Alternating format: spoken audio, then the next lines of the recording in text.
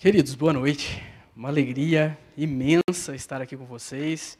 Antes de mais nada, eu quero agradecer ao pastor Marco, ao pastor Nabarrete e ao conselho da igreja por me convidar para participar dessa conferência, que, queridos, tem um tema, eu diria, fundamental para a igreja contemporânea.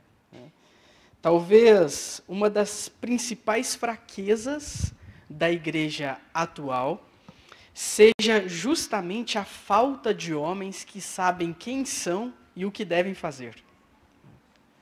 Por isso, o tema dessa conferência me despertou muito a atenção. Eu confesso que enquanto eu preparava os estudos, as palestras, as pregações, eu fui sendo incomodado por Deus a respeito do meu próprio comportamento, da minha própria vida, do que eu devo ser e fazer na minha casa, na minha igreja, perante a sociedade. E eu espero, o meu desejo é que eu consiga compartilhar isso com vocês. Que esse incômodo que veio ao meu coração nesses dias seja o incômodo de vocês também. Eu digo que homens que frequentam a igreja, há vários. Ainda homens comprometidos até com a igreja, em atividades, em ministérios e tudo mais.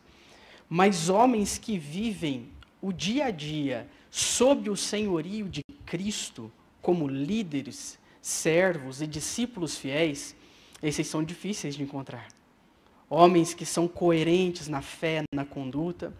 E o nosso desejo aqui, queridos, não é outro senão todos nós buscarmos esse caminho de coerência com aquilo que a gente prega. Sermos homens fiéis ao Senhor, tementes ao Senhor, que vive todas as nossas esferas, as esferas da nossa vida, para a glória de Deus. Bom, está aí então o tema Homens Centrados em Cristo, o versículo, logo já não sou eu quem vive, mas Cristo vive em mim, Gálatas 2:20. Para a gente começar, a gente vai orar, suplicar o favor do Senhor sobre nós nessa noite. Abaixe a sua cabeça. Senhor, nós te louvamos pela oportunidade que o Senhor nos concede nessa noite de pensarmos a masculinidade à luz da tua palavra, Senhor. É verdade, muitas vezes nós somos mais impactados pelo que a cultura secular diz a respeito de quem somos do que a tua palavra diz a respeito de quem somos. E, Senhor, nós já te pedimos perdão por isso. Perdão pela nossa incoerência, pela nossa inconsistência, pela nossa inquietude, Senhor. O nosso desejo é que o Senhor tenha misericórdia de nós, que o Senhor abra os olhos do nosso coração e nos faça enxergar, Pai, o quão aquém nós estamos, Pai, de vivermos de acordo com a tua palavra. Que o Senhor desperte no nosso coração um senso de urgência para buscarmos sermos homens melhores, que vivem de acordo com a tua vontade, que temem somente o teu nome e que dessa forma, Pai, abençoe as pessoas à nossa volta. Esse é o nosso desejo, é a oração que fazemos no nome do teu Filho Jesus. Amém. Queridos, é inegável, tá, que a masculinidade em nossos dias passa por uma crise profunda de identidade e de propósito. Não é preciso ser nenhum especialista, tá? Você não precisa ser um sociólogo, um psicólogo, enfim, alguém que estuda ciências sociais, para perceber que nós estamos diante de uma mudança drástica no entendimento cultural do que é ser homem. Por isso que eu coloquei o título desse ponto aí, a masculinidade na UTI. Eu acho que isso resume bem como a gente tem vivido os nossos dias. Deixa eu colocar para você de uma outra forma. A sociedade ocidental já não sabe mais quem o homem é, nem qual é o seu papel diante de Deus. E talvez, eu arrisco a dizer aqui, tá? Talvez uma geração que relativizou tanto o conceito de masculinidade quanto a nossa. Veja, num passado não tão distante assim, estou falando de algumas décadas atrás, mesmo com falhas e distorções, ainda havia uma compreensão básica a respeito da masculinidade. Se você perguntasse para qualquer pessoa quem é o homem, o que um homem faz, algumas palavras viriam na ponta da língua. Liderança, trabalho, proteção, provisão, responsabilidade e tudo mais. Hoje, nem isso existe mais. Parece que isso está até desaparecendo. A gente vive uma desconstrução ideológica, intencional e agressiva da masculinidade como um dom de Deus. Para exemplificar isso, eu quero mostrar para vocês alguns estereótipos a respeito do que é ser homem que a gente tem vivido. Tá? Eu penso que a gente saiu de um extremo e foi para outro. Vou explicar. Num passado não tão distante, se você perguntasse quem é um homem, o que um homem faz, você teria respostas mais ou menos no sentido de agressividade e insensibilidade. Um homem é mais durão, não expressa emoções, um pouco agressivo e tudo mais. Hoje, nos dias atuais, se você faz essa mesma pergunta, quem é um homem, as respostas são em relação à irresponsabilidade e fragilidade. Veja como as coisas mudaram. A gente saiu de um extremo e foi para o outro. E esses dois lados estão errados, de acordo com a palavra de Deus. Deixa eu mostrar isso para vocês. Eu trouxe aqui no slide. Deixa eu mostrar isso para vocês, os estereótipos do passado não tão distante dos dias atuais. Então você tem ali, num passado recente, um estereótipo tradicional. O que é ser homem? Geralmente as pessoas dizem assim, o homem é o provedor absoluto, né? Quase que um workaholic. Né? Ele é aquilo que ele produz. Se ele não entrega muito, se ele não produz muito, se ele não tem uma boa renda, ele não é tão homem assim. A gente tinha esse pensamento até um tempo atrás. O homem como o provedor absoluto.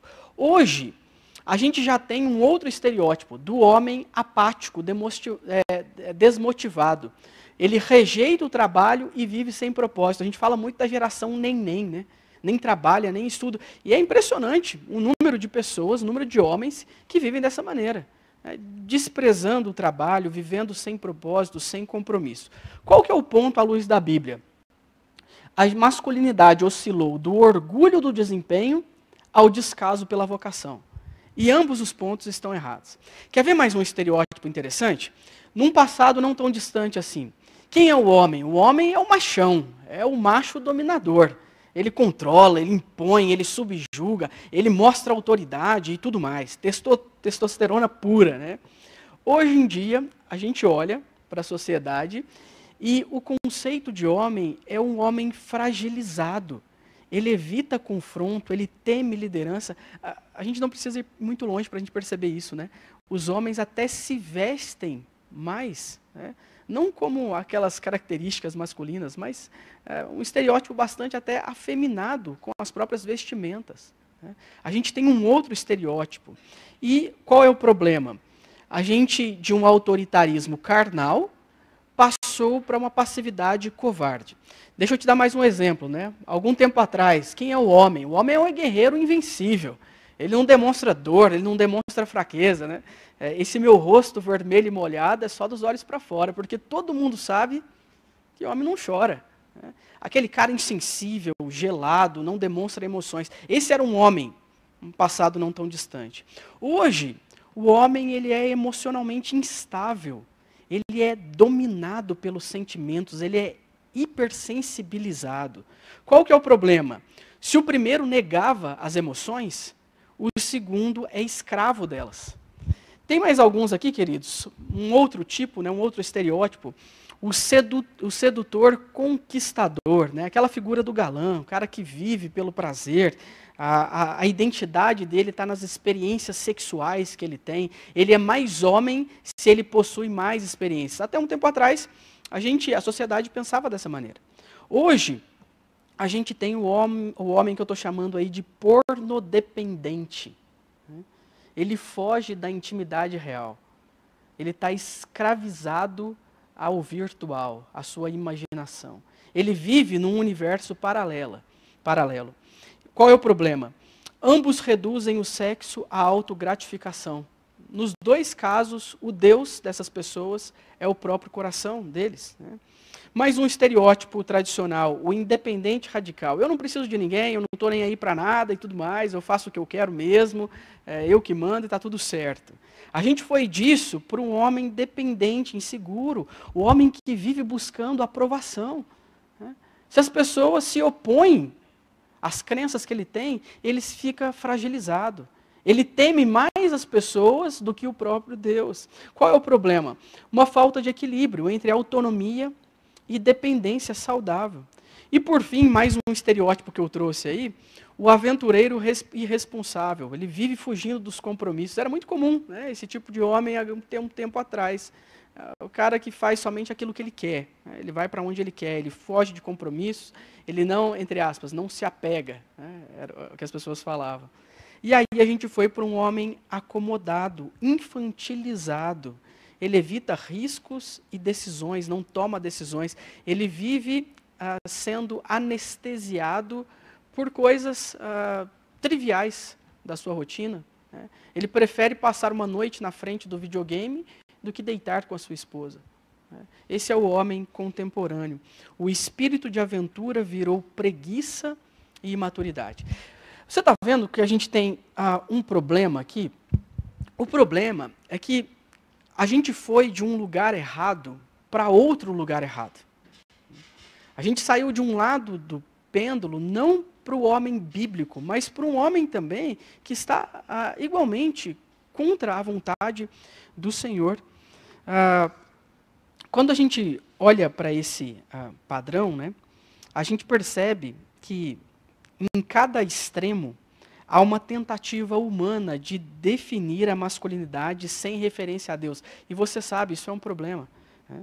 Se o homem tenta ser o seu próprio centro, ele se torna uma caricatura daquilo que Deus o criou para ser. Então o problema é que a gente passou de uma distorção do conceito de masculinidade, esses estereótipos tradicionais que eu trouxe para vocês, para sua quase completa extinção, que são os estereótipos contemporâneos. O que eu estou querendo dizer para você?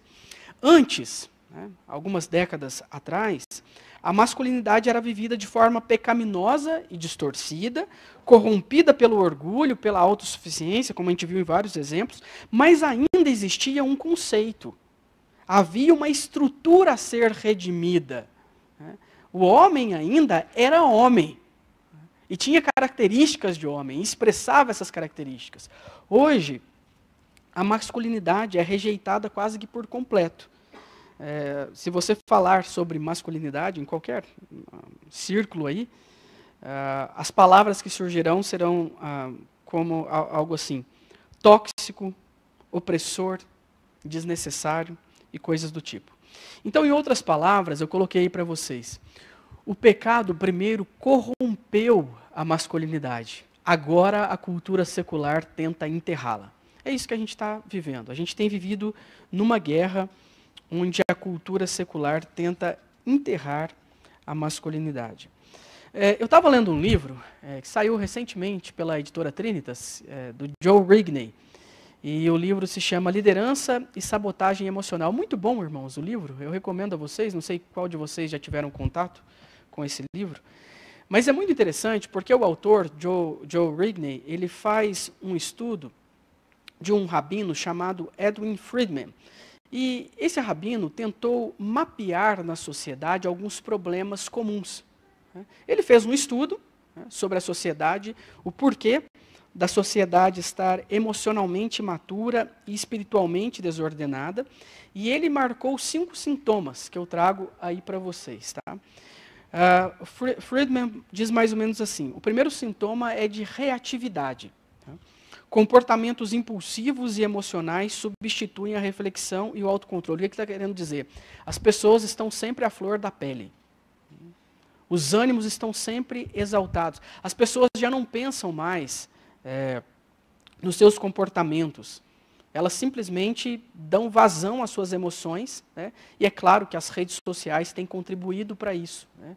As pessoas que muitas vezes não têm conhecimento mínimo de um assunto, mas se sentem no direito de falar sobre ele, inclusive de falar agressivamente sobre ele. Um segundo ponto que Friedman destacou é o comportamento de manada. Isso aqui é muito interessante, porque ele diz que a sociedade busca a paz a qualquer custo. Líderes cedem à pressão do grupo em vez de manter convicções. Em outras palavras, ele está dizendo o seguinte, os líderes agora não têm mais a coragem de ir contra as pessoas, de defender as suas posições. Quando a pressão é muito grande, eles cedem em troca de uma suposta paz. E é interessante a gente pensar isso, né? Quando a gente pensa até em geopolítica, por exemplo. Né? Sempre que você vê um líder surgindo com alguma convicção, ele é massacrado. Né? Geralmente ele é massacrado pela mídia e tudo mais. Uma outra coisa que Friedman fala, transferência de culpa. Evita-se assumir a responsabilidade pessoal, sempre um outro a ser culpado, total ou parcialmente. Olha que interessante, a nossa sociedade, as pessoas não mais assumem a culpa por aquilo que elas fazem. Sempre tem um outro culpado. Sempre é o próximo, ou é um sistema, ou enfim, é a história, alguma coisa que me fez ser assim, e nunca eu mesmo. Né? É sempre a ocasião que me torna algo. Uma outra coisa que Friedman fala é a mentalidade imediatista, o desejo de alívio rápido, sem enfrentar a dor necessária da mudança e do amadurecimento. As pessoas são assim, elas querem tudo para agora, né? Tudo para ontem, na verdade. Elas não querem passar pelo processo de amadurecimento, enfrentar a dor necessária, né, para amadurecimento. E por fim, o ponto mais importante de Friedman, que é o meu foco aqui, tá? É a falta de firmeza. A ausência de liderança madura, coragem moral e clareza de missão. Queridos, isso é evidente. Né? Sempre que surge um líder, né, que ele tem uma liderança madura, um homem com uma liderança madura, ele tem coragem moral. O que é isso? Ele diz o que é certo e o que é errado. Ele tem coragem para criticar certos comportamentos. Ele fala a respeito disso. E ele tem clareza de missão, ele sabe aonde ele quer chegar. Né? Esse líder geralmente é muito criticado. Então existe a ausência, né, de firmeza, falta de firmeza. Por que eu estou trazendo esse estudo do Friedman para você, que o Rigney citou no livro? Porque quando o Rigney leu esse estudo, ele falou assim, isso daqui não é novo. Eu estou olhando para o comportamento da sociedade e eu sei que isso já aconteceu na história. E aí, Rigney faz um estudo de Gênesis 2 e 3, mostrando como isso tudo que é vivenciado hoje na sociedade já tinha acontecido lá atrás, e que, na verdade, os homens têm somente repetido um padrão. E eu queria destacar 3 pontos aqui para vocês do Rigney nesse sentido. Ele vai falar o seguinte, voltando ao evento da criação e da queda, ele mostra o primeiro problema com Adão, abdicação e negligência. Com base no texto de Gênesis 2:15, 3:1, eu transcrevi aí para vocês. O texto diz assim: Tomou, pois, o Senhor Deus ao homem e o colocou no jardim do Éden, para o cultivar e o guardar. E aí depois, capítulo 3, versículo 1, mas a serpente, mais sagaz que todos os animais selváticos que o Senhor Deus tinha feito, disse à mulher: É assim que Deus disse? Não comereis de toda a árvore do jardim? Olha que interessante.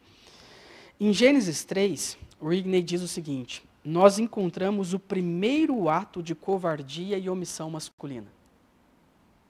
É interessante a gente pensar sobre isso, porque o texto diz que Adão foi colocado no jardim, eu coloquei ali em amarelo para vocês, para cultivar e guardar. Isso significa o quê? Proteger e cultivar de tudo aquilo que Deus tinha dado para ele. Mas quando a serpente se aproxima da sua esposa e blasfema contra o seu próprio Deus, Adão permanece em silêncio.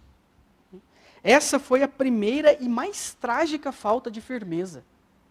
Ele deveria ter se posicionado, protegido sua mulher, reafirmando a verdade de Deus, mas não é isso que ele faz.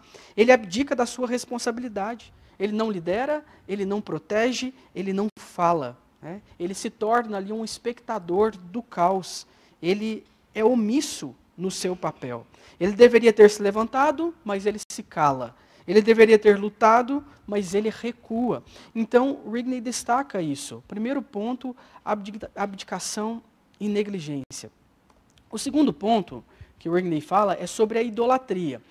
Gênesis 3,17, o texto diz assim, depois que houve a queda e Deus veio na viração do dia ver o homem e a mulher, e Deus vê a queda e vai falar com o homem e com a mulher, ele diz assim a Adão, visto que atendeste à voz de tua mulher e comeste da árvore que eu te ordenara não comesses, maldita é a terra por tua causa.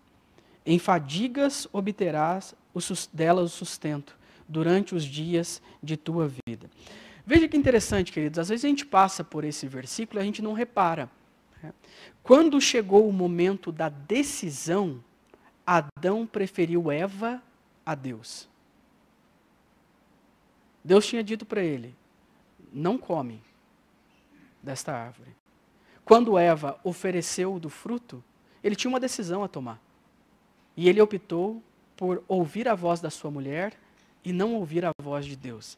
Aqui nasce, queridos, o conceito de idolatria, que é o seguinte, colocar qualquer pessoa ou afeto acima de Deus. Tanto é que quando Deus vem falar com Adão, é como se ele dissesse, você a ouviu e não a mim. Você a amou e a quis mais do que a mim. Então Adão não apenas desobedece, ele transfere o centro do seu amor e lealdade de Deus para Eva. Isso é idolatria. O homem criado para refletir a glória de Deus passou a buscar validação fora de Deus. Deixa eu mostrar para você o terceiro ponto do Rigney aqui. Transferência de culpa. Tá? Deus conversando ali com as suas criaturas, tá questionando sobre o ocorrido, e diz assim, Gênesis 3, 9 a 12. Perguntou-lhe Deus, quem te fez saber que estavas nu? Comeste da árvore que te ordenei que não comesses? Então disse o homem, a mulher que me deste por esposa, ela me deu da árvore. E então, ele disse, eu comi. Quando confrontado por sua negligência e idolatria, Adão não hesita em culpar Deus e Eva por causa dos seus atos. É interessante a gente pensar nisso. A resposta de Adão é, a esposa que tu me deste. É quase ele está dizendo assim, Senhor, a culpa não é minha não. É essa mulher miserável que o Senhor me deu, a culpa é dela. E a culpa é sua, porque foi o Senhor que me deu também. E depois ele fala, a mulher que me deste, ela me deu. E eu comi. Você está vendo a transferência de culpa, a isenção da responsabilidade? O primeiro culpado é o próprio Deus. A segunda culpada é Eva. Então, quase que ele fala assim, Senhor, aí eu não tive muita escolha, aí eu comi. Então, a gente já vê Adão transferindo culpa, mas tem algo mais importante aqui, tá, queridos? Você se lembra que a ordem de Deus foi para Adão cuidar, proteger, cultivar tudo aquilo que Deus tinha dado a ele. E quando chega o momento da crise, ele rifa a sua esposa. Você percebeu que é isso que ele faz? Em vez de proteger a sua esposa, Adão a expõe. Ao invés de dizer para Deus, não, Senhor, eu morro por ela, o que ele tenta fazer é ela morrer no lugar dele. Ele rifa a sua esposa diante do problema. Queridos, esse daqui é o padrão da queda. O padrão da queda é esse, abdicação, idolatria e transferência de culpa. E eu queria destacar isso para vocês, porque esse padrão é recorrente na história humana e, sobretudo, na masculinidade. Quando a gente olha para a história ao longo do Antigo Testamento, a gente vê vários personagens repetindo esse mesmo padrão, se isentando da responsabilidade, idolatrando falsos deuses, colocando outros amores acima do amor a Deus e transferindo culpa, dizendo, a culpa não é minha, que eu vou falando e tal. Essa história se repete. E eu queria que você reparasse como isso acontece na nossa vida também. Nós não somos diferentes assim. O homem abandona a sua responsabilidade, adora o que não deve, culpa quem não deve, e o resultado é a desordem no lar, na igreja e na sociedade. Então, a masculinidade adâmica é negligente, idólatra e irresponsável. E nós experimentamos isso naturalmente. O nosso coração natural vem operando dessa maneira, vem de fábrica. Talvez a gente não precise ir muito longe para pensar sobre isso. Pense nos relacionamentos familiares, o relacionamento com a sua esposa, com os seus filhos. A gente se omite da nossa responsabilidade. A Bíblia fala que nós somos o sacerdote, o pastor da nossa casa, mas nós não queremos pastorear os nossos filhos e a nossa esposa. Nós preferimos ficar anestesiados em frente ao celular, ou vendo alguma coisa, ou arrumando um lazer, e nós nos isentamos da nossa responsabilidade. E quando vem a crise, a gente tenta resolver essa crise com idolatria. Esposa, você está muito estressado, vamos ao shopping. Uma tarde de compras vai resolver o seu problema. O que é isso? Idolatria. Dinheiro resolve. Uma viagem resolve. Uma casa maior resolve. Vamos reformar nossa casa. A gente está numa situação meio ruim aqui. A gente resolve a nossa irresponsabilidade com idolatria. E quando o problema vem de fato, quando as coisas realmente ficam ruins, aí a gente transfere a culpa. Não, aí não é a esposa, é culpa dela. Nunca está satisfeita. Nunca está satisfeita. Está sempre reclamando de alguma coisa. Ou os filhos, eu não sei mais o que eu faço por esses meninos, eu dou tudo para eles, faço de tudo, e está desse jeito. Queridos, o padrão continua. A gente abdica da nossa responsabilidade, a gente tenta resolver as coisas com idolatria, e depois, quando as coisas ficam ruins, a gente transfere culpa, a gente se isenta da responsabilidade. Bom, você sabe que para a gente ter uma masculinidade restaurada, a gente tem que abandonar essa masculinidade adâmica, e viver uma nova identidade em Cristo, que é justamente aquilo que Cristo fez por nós. A gente precisa mortificar a nossa velha natureza, e viver em união com Cristo. E é isso que eu quero caminhar para o final aqui com vocês, refletindo justamente no texto da nossa conferência, quando Paulo diz aí em Gálatas 2, 19 e 20. Tá? Ele diz assim: porque eu, mediante a própria lei, morri para a lei, a fim de viver para Deus. Estou crucificado com Cristo, logo, já não sou eu quem vive, mas Cristo vive em mim. E esse viver que agora tenho na carne, vivo pela fé no Filho de Deus, que me amou e a si mesmo se entregou por mim. Queridos, veja que interessante. O movimento de Paulo aqui, quando ele vai falar sobre a nossa nova vida em Cristo, é um movimento antes daquilo que a gente tem que matar, mortificar, o nosso velho eu. É por isso que ele fala, logo já não sou eu quem vive, ou então um pouquinho antes, estou crucificado com Cristo, e sobre aquilo que a gente tem que fazer, mas Cristo vive em mim, uma nova vida em Cristo. É muito interessante esses versículos, eu queria contextualizar um pouquinho, porque esses versículos se encontram no centro da carta aos Gálatas, onde o apóstolo faz uma das defesas mais firmes da justificação pela fé. Você sabe disso. Naquela época, falsos mestres judaizantes estavam dizendo que para você ser salvo, você precisava não somente crer em Cristo, mas você precisava também obedecer, cumprir algumas regras, sobretudo a lei cerimonial, que era resumida ali no primeiro século em 3 mandamentos, circuncisão, dieta e calendário religioso. Então, se você cumprisse isso e cresce em Jesus, aí sim você teria o favor de Deus. E Paulo está combatendo essa ideia.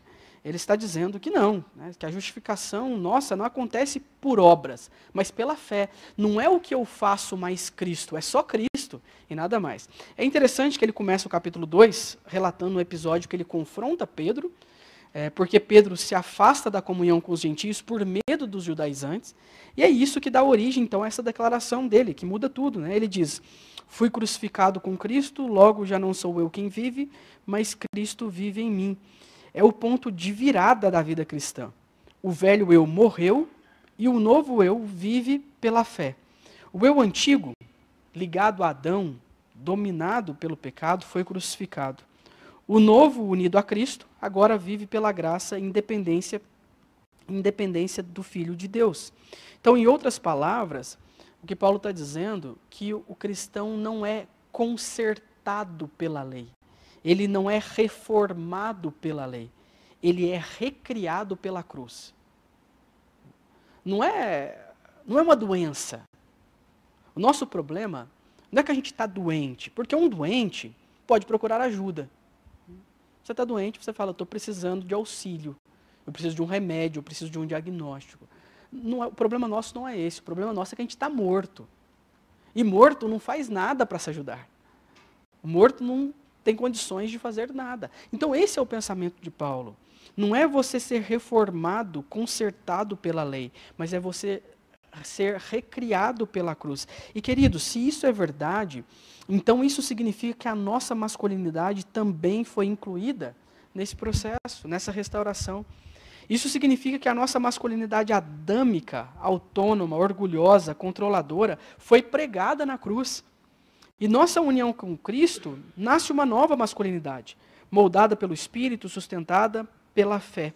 Então, a cura, da masculinidade doente não vem da cultura, mas vem da cruz. O que o mundo tenta desconstruir, o Evangelho vem recriar. Eu queria que você reparasse, já caminhando aqui para o final, nesse contraste entre Adão e Cristo. A palavra de Deus fala muito sobre isso, especialmente o apóstolo Paulo.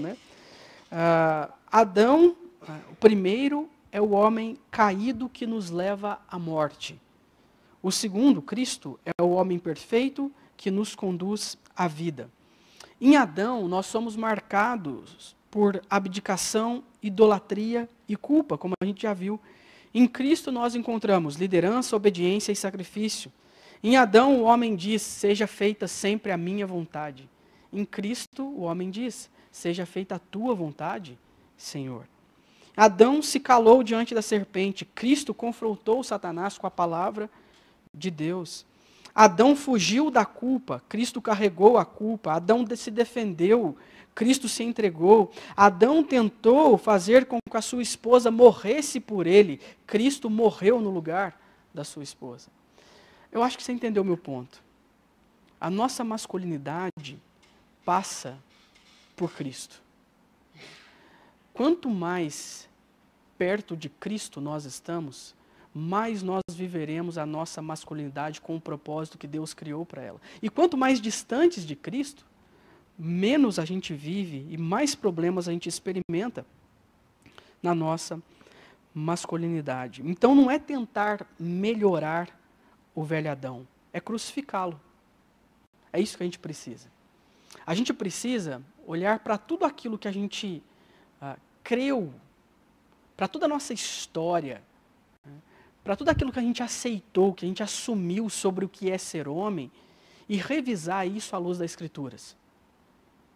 Ver o que está de acordo com a palavra de Deus, ver aquilo que a gente precisa abandonar.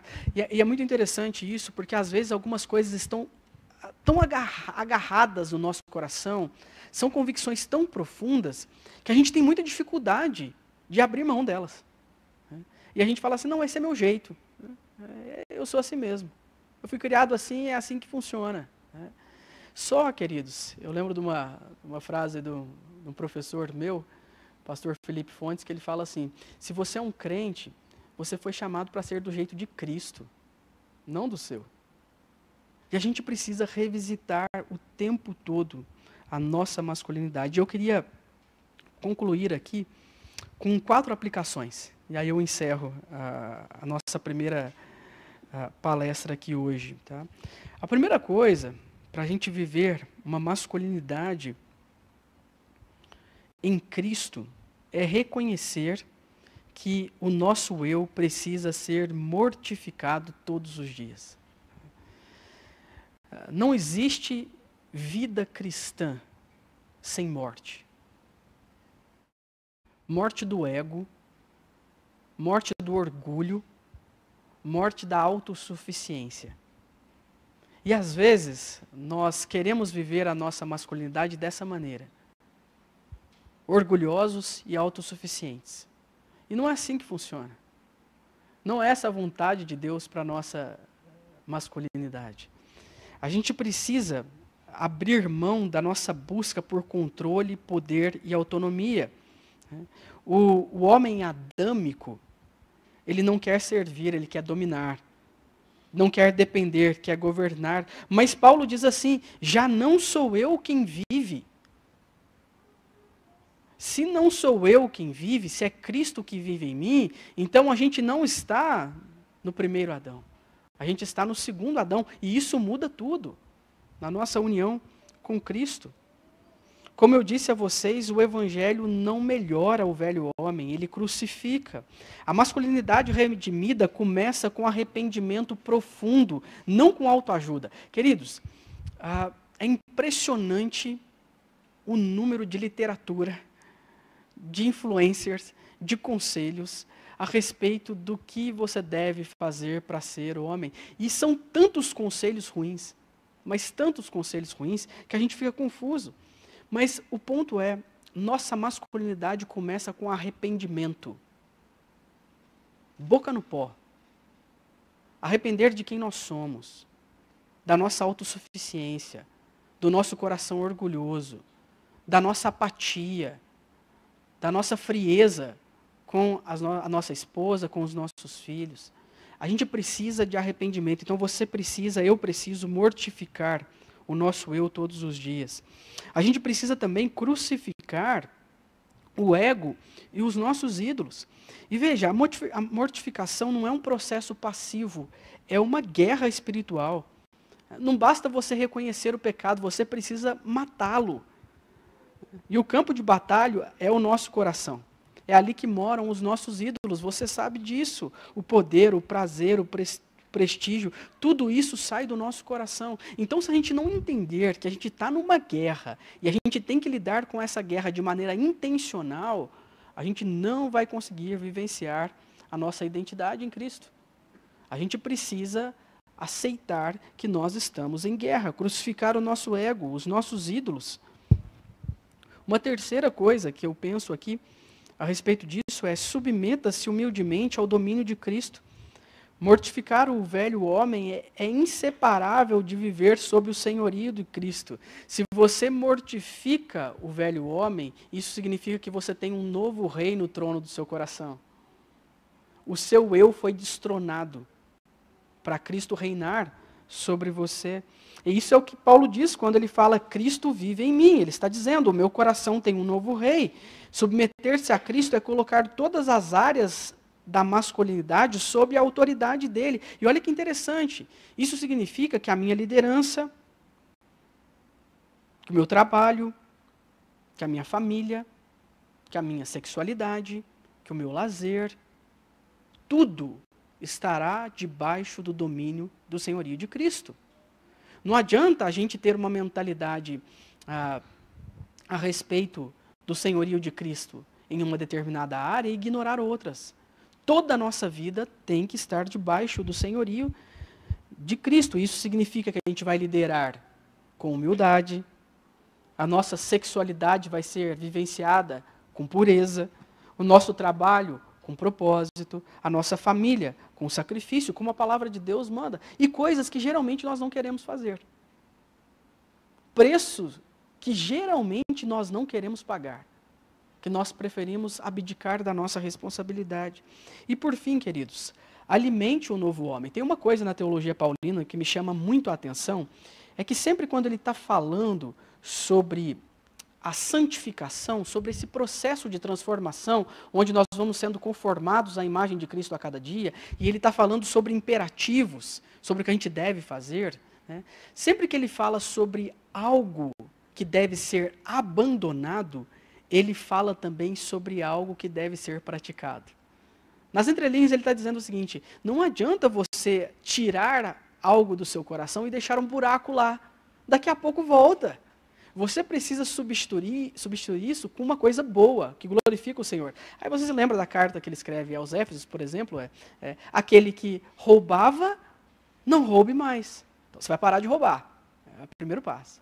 Só que agora você vai trabalhar, você vai ganhar dinheiro, e o dinheiro que você ganhar, você vai ajudar as pessoas necessitadas.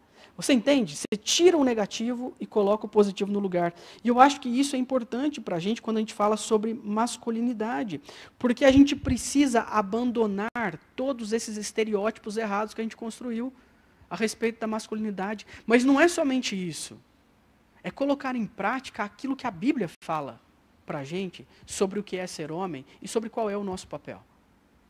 É vivenciar isso todos os dias na graça do Senhor. Para concluir, queridos, a masculinidade adâmica é marcada por 3 atitudes, como eu disse a você. Abandono das responsabilidades, idolatria e transferência de culpa. A masculinidade redimida, porém, é marcada por outros 3. Assumir a responsabilidade, adorar somente a Deus e se entregar em favor dos outros. Em Adão, nós fugimos. Em Cristo, nós permanecemos. Em Adão, nós culpamos os outros. Em Cristo, nós confessamos os nossos pecados. Em Adão, nós usamos a liderança para ser servidos. Em Cristo, nós usamos a liderança para servir. A única pergunta que fica para a gente é: em quem nós estamos? Essa é a pergunta importante. A gente está em Adão ou a gente está em Cristo? Porque isso muda tudo. Meu desejo é que Deus continue nos abençoando. Amanhã pela manhã, eu quero ver com vocês um texto de Filipenses, capítulo 2, onde o apóstolo Paulo coloca Cristo como um exemplo de humildade. O tema amanhã da nossa primeira fala será a masculinidade humilhada. O caminho que a gente precisa seguir para viver a nossa masculinidade para a glória de Deus. Que Deus nos abençoe e continue nos auxiliando para sermos homens melhores.